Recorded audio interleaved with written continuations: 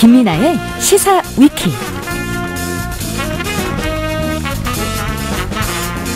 김민아 기자 어서 오십시오. 안녕하세요. 시사 위키 오늘 첫 번째 항목은요. 문재인식 기무사입니다. 네. 오늘 문재인 대통령이 기무사령관을 교체하고 기무사를 근본적으로 재편해서 새로운 사령부를 만들겠다 이렇게 얘기를 했는데요. 이게 어떤 맥락인지 짚어보겠습니다. 먼저 새 기무사령관 누구죠? 육군 특전사령관 출신 남영신 중장인데요. ROTC 23기이고 이 특수전 및 야전작전 전문가라고 합니다. 이 남사령관은 지난해 9월 장성 인사에서 비육사 출신으로 처음으로 특전사령관에 기용이 된 바가 있고요. 네. 청와대는 이제 폭넓은 식견과 전문성, 조직관리 능력을 갖춘 어떤 훌륭한 사람이다라면서 기무사 개혁의 적임자다 이렇게 설명을 하고 있습니다. 그동안에 국방부 장관하고 기무사령관, 기무사의 어떤 대령 서로 막 입씨름하고 그랬었잖아요. 그렇죠. 예. 근데 결국 국방부 장관은 경질 안 되고 기무사령관이 경질됐다는 거는 일단 기무사령부의 책임을 물은 거네요. 그렇게 볼 수가 있겠습니다. 그래서 이제 기자들이 그러면 국방부 장관 손을 들어준 거냐, 이게 유임이 되는 거냐 이렇게 물어봤거든요. 그랬더니 청와대 관계자는 지금 언급할 사안은 아니다라면서 대통령도 휴가 중이고 이 송영무 장관도 해외 출장 중이다 이렇게 얘기를 했다고 합니다. 예. 즉 개각 구상을 대통령이 하는데 아직 모든 가능성을 염두에 두고 있다 이런 알겠습니다. 취지인 것 같습니다. 어쨌든 기무사령부는 완전히 변화해라 이런 거잖아요. 그렇습니다. 어떻게 변화하라는 거죠? 이 과거와 역사적으로 단절된 새로운 사령부를 창설하고 이를 위해 필요한 이 대통령령의 제정도 신속하게 추진해라. 이게 대통령 지시사항이라는 거고요. 청와대는 이에 대해서 이 사령부의 형태로 남겠지만 이름은 바뀌는 것이다 이렇게 부연을 했습니다. 이름 바꿔서 사령부 형태로. 그렇습니다. 그리고 또 청와대 관계자는 구체적인 기무사 개혁 방향은 이제 국방부가 공개할 것이다 이렇게 덧붙였고요. 그런데 이제 이 대목은 아무래도 기무사 개혁위가 내놓은 안하고 같이 이제 봐야 되는 부분이겠죠. 그러니까요.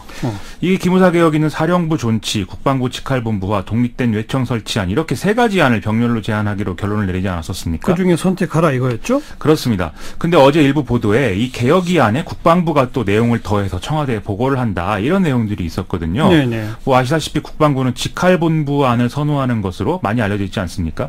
그런데 오늘 기무사 개혁위원장을 맡았던 장영달 우석대 총장이 이 라디오 프로그램들에 쭉 나와서 이 개혁위 안을 한 글자라도 바꾸면 개혁위 안이 아니라고 볼 것이다. 이런 의사를 국방부에 전달했다. 이렇게 밝혔거든요. 오늘 또 보도를 보면은 대통령의 국방부 안과 개혁위 안이 이제 같이 보고된 것으로 또 그렇게 나오는데 그렇다면 여기서 이제 그 대통령이 나름대로 하나를 짚어준 것이 되는 거죠. 그러니까 국방부 직할본부 안은 안 된다. 그런 모양새가 된 겁니다. 이제 애초에 독립된 외청을 만드는 거는 법을 새로 만들어야 되기 때문에 기무사 개혁위도 이제 중장기적 과제로 권고한 상황이었기 때문에 예. 결국 독립된 사령부로 이 기무사를 남기느냐 아니면 국방부 직할본부로 만드느냐 이게 실질적 쟁점이었던 거거든요. 그런데 이제 대통령이 독립된 사령부안을 선택한 그런 상황이 된 것이죠. 네, 독립된 사령부 그러나 이름은 바꿔서 그렇습니다. 규모는 대폭 축소하고 이런 거네요. 그렇습니다. 근데 일부 시민단체들은 그 기무사 개혁위 안에 대해서도 비판하고 있잖아요. 군 인권센터와 참여연대를 포함한 26개 단체가 오늘 기자회견을 열고 이 기무사 개혁위 안은 기무사에 면죄부를 주는 거다라면서 이제 강도 높게 비판을 했는데요. 이게 기무사의 역할과 기능을 쪼개야 되는데 역할을 그대로 놓고 이름을 바꾸고 인원을 축소하는 정도로는 해체 수준의 개혁이라고 부를 수가 없다. 그렇죠. 이런 얘기입니다. 예. 이게 1990년 당시에 보안사를 기무사로 이름을 바꾼 거랑 뭐가 다르냐 이런 얘기까지도 나온 상황입니다. 더 과감하게 개혁하라 이건데요. 그렇습니다. 우선은 과거에 잘못한 것 엄중히 책임을 묻는 이것부터 시작해야 되지 않겠어요? 맞습니다. 오늘 대통령이 국방부 장관과 신임 기무사령관에게 이 기무사의 댓글 공작 사건 그리고 세월호 민간인 사찰, 계엄령 문건 작성 등의 불법행위 관련자는 원대복귀 시켜라 이렇게 지시를 했다고 하고요. 또 기무사 내에 신속하게 비군인 출신 감찰실장을 임명을 해서 조직 내부의 불법과 비리를 철저히 조사를 하고 여기에 대해서 합당한 조치를 취해라 이렇게 또 지시를 했다고 합니다. 책임 추궁 확실히 하겠다 이거죠? 그렇습니다. 예. 자, 시사위키 두 번째 항목은요. 협치로 박선숙 장관설인데요. 요즘에 정부 여당이 이제 협치 얘기를 좀 많이 했는데 일부 언론을 통해서 박선숙 바른미래당 의원을 입각시킬 수도 있다 이런 보도가 지금 나와서 화제입니다. 이게 무슨 얘기인지 좀 같이 알아보겠습니다. 이게 중앙일보 보도죠? 그렇습니다. 중앙일보 오늘자 1면에 실린 보도인데요. 이 청와대와 여당이 협치내각 구성을 위한 1순위 카드로 박선숙 의원의 환경부 장관 임명을 고려하고 있다는 것입니다. 이 박선숙 의원은 소속은 바른미래당이지만 여권 인사들과 두루 가깝고 또 참여정부에서 환경부 차관을 지냈기 때문에 적임자다라는 건데요. 네. 중앙일보는 지난달 23일에 청와대가 협치 내각을 공론화할 당시에 이미 이 안을 고려하고 있는 상태였다. 이렇게 또 보도를 했습니다. 청와대랑 여당은 다 부인하고 있죠. 그렇습니다. 청와대는 이게 논의된 바 없는 내용이다라고 입장을 밝힌 상황이고요. 더불어민주당도 이 중앙일보 보도는 사실 무근이다 이렇게 입장을 밝혔고, 홍영표 더불어민주당 원내대표도 이게 뭐 협치 얘기 뭐 이런 거는 할 수 있지만 사람을 놓고 얘기한 일은 없다라는 입장 밝히고 있습니다. 바른미래당의 반응은 어떻게 나왔어요? 김동철 비대위원장이 기자간담회를 열었는데요. 한쪽에서는 뭐 협치를 한다고 하고 다른 쪽에서는 부정하는 것은 야당을 우롱하는 것이다라면서 간보기 정치를 그만둬라 이렇게 얘기를 했거든요.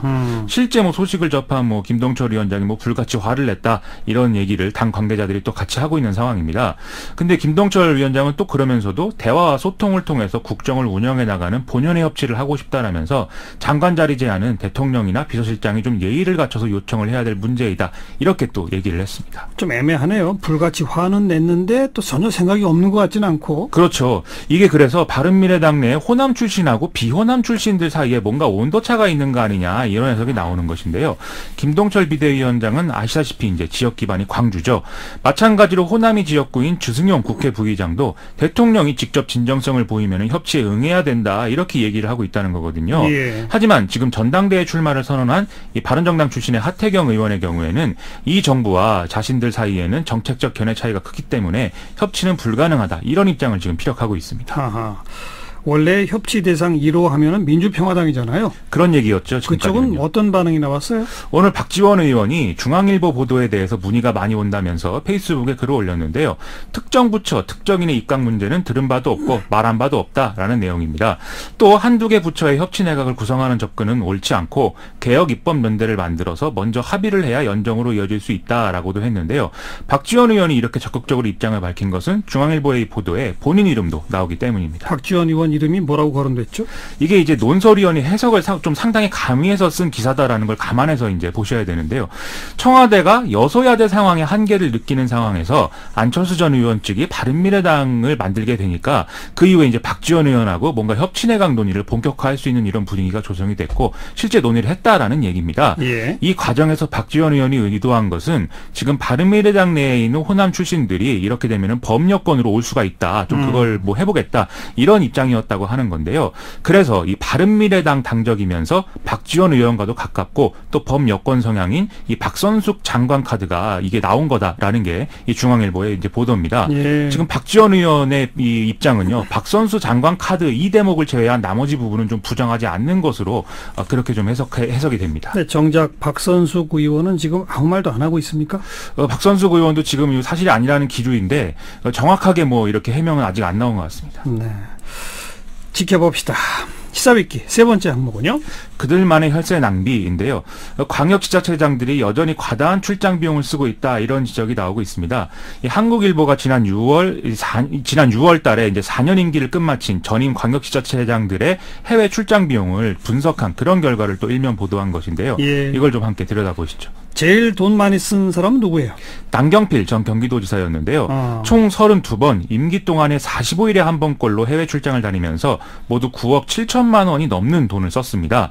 그 다음이 이제 서병수 전 부산시장하고 윤장현 전 광주시장, 박원순 서울시장 이렇게 순서였는데요. 이 사람들이 쓴 비용 한 6억에서 5억 정도에 이르는 것으로 나타났습니다. 가장 적게 쓴 사람은요?